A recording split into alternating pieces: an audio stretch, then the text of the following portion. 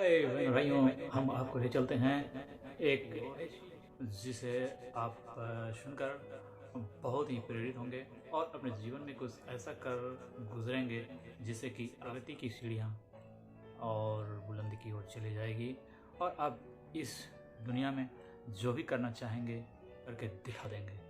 और मैं ये दावे के साथ कह सकता हूँ, इसे सब्सक्राइब ज़रूर कर दें और बेल आइकॉन को दबा दें जिससे कि हमारा वीडियो आप तक ज़रूर पहुँचे और इसे लाइक ज़रूर कर दें। तो आइए हम करते हैं इस वीडियो को शुरू। चाहता हूँ उन युवाओं को जो प्रतियोगिता परीक्षा की तैयारी करते हैं, विद्यार्थी को आम जीवन में कठिनाइयों का सामना करना पड़ता है और उन कठिनाइयों से वो जूझते हुए कैसे अपनी मंजिल तक पहुँचता है, उन्हीं की एक छोटी सी जुबानी जो आपको कहा गया है कि असफलता ही सफलता की प्रथम सीढ़ी है।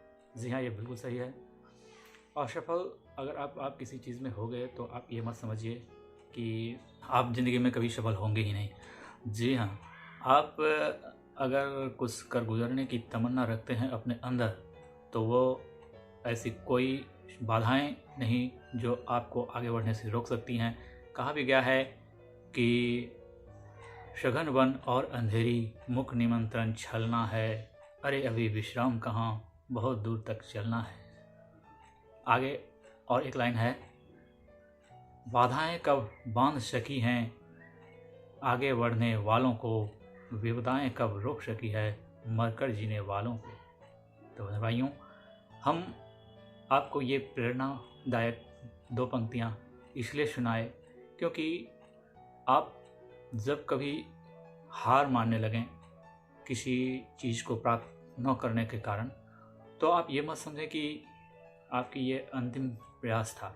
आप प्रयास को जारी रखें, सफलता अपने आप आपको मिलती चली जाएंगी। और जो असफलताओं से घबरा जाता है तो उसे सफलताएं कभी नहीं मिलती हैं। उदाहरण के तौर पर मैं खुद हूँ, तो आप एक असफलता प्राप्त होने से अपनी सफलता के द्वार बंद मत करिए। आगे आपको जिस भी क्षेत्र में मन लगे उस काम को करिए और तब तक प्रयास करते रहिए जब तक आपको सफलता न मिल जाए।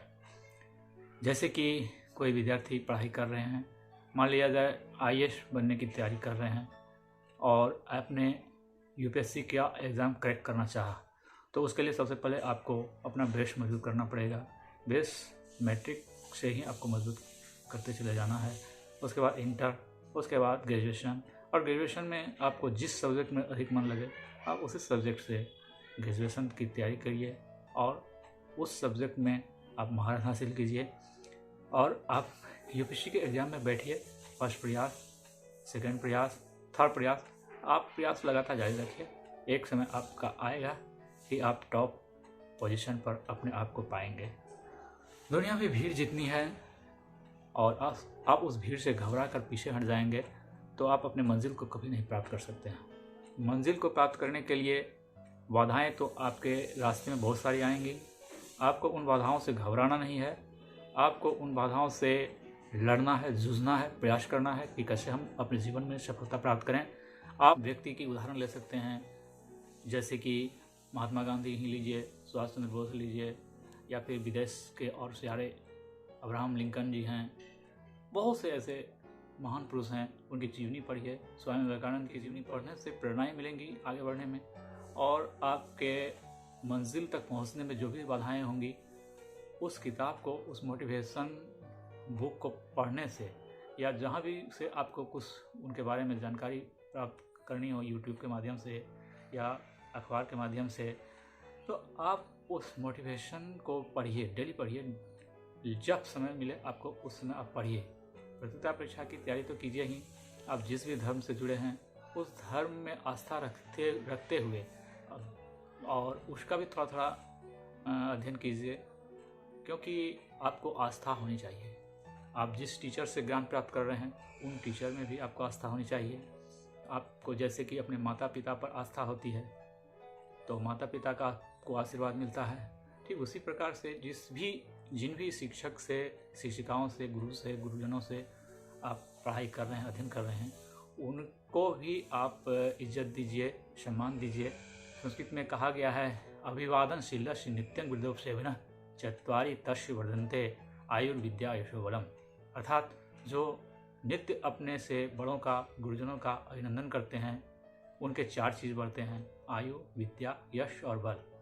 तो हम अपने श्रेष्ठ जनों का सम्मान करें तो उनका आशीर्वाद हमें मिलेगी और ऐसा आशीर्वाद प्राप्त होगी कि हम जिस मंजिल को प्राप्त करना चाहेंगे उस मंजिल को प्राप्त करने में भगवान भी हमें मदद करेगी, उनके आशीर्वाद के माध्यम से। लाइक कर देंगे ताकि हम इस तरह का वीडियो आपके लिए और आगे भी लाते रहें।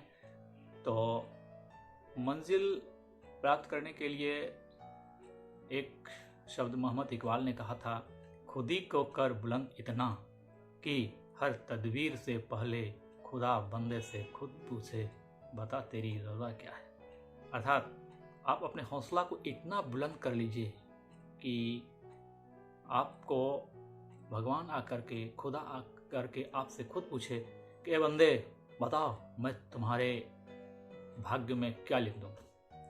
मतलब ये नहीं कि हमारा भाग्य में यही था, मतलब अपना हौसला को इतना बुलंद करिए, अपना हौसला कितना बुलंद कीजिए कि आपको गॉड आकर के खुद बोलेंगे, पूछेंगे आपसे कि बोलो मैं तुम्हारे भाग्य में क्या लिखूं। तो ऐसी मेहनत, ऐसी परिश्रम करने वालों को ही मंजिल मिलती है। तो कहने का मतलब यह है कि बाधाएं आपको अपने मार्ग में बहुत सारे आएंगे, उन बाधाओं को हमेशा पार करते जाना है। कैसे पार करेंगे?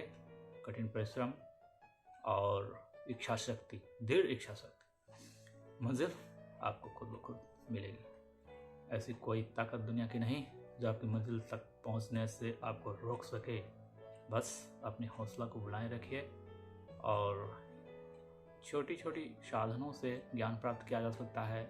लाइब्रेरी है, वहाँ से आप बुक पढ़िए, यूट्यूब के माध्यम से पढ़िए, या अन्य बहुत से ऐसे माध्यम हैं जिससे आप बहुत ही अधिक ज्ञानवर्धक चीज़ें प्राप्त कर सकते हैं। और मंजिल उन्हीं को मिलती है जो मंजिल मिले या ना मिले मुझे कोई गम नहीं, मंजिल के जुस्तजू में मेरी कारवां तो है। ये आपके अंदर इच्छा शक्ति और हौसला होनी चाहिए। तो हम और भी एक शब्द जोड़ना चाहेंगे कि आप दुनिया झुका सकते हैं। आप दुनिया झुका सकते हैं। कैसे? झुकती है दुनिया, झुकाने वाला चाहिए। दूसरे शब्दों में आप यूँ कह सकते हैं, दुनिया झुकती नहीं, झुकाई जाती है। आप जो बनना चाहेंगे वो बन के दिखा सकते हैं। बस आप हमारे वीडियो से बना लीजिए। और भी बहुत सारी रोचक जानकारियाँ हम आप तक पहुंचाते रहेंगे। तब तक के लिए हम विदा लेते हैं आपसे। आपका दिन शुभ हो और आप जिस भी मंजिल को प्राप्त करना चाहते हैं, ईश्वर आपको उस मंजिल तक पहुंचने में मदद करे। धन्यवाद। जय हिंद।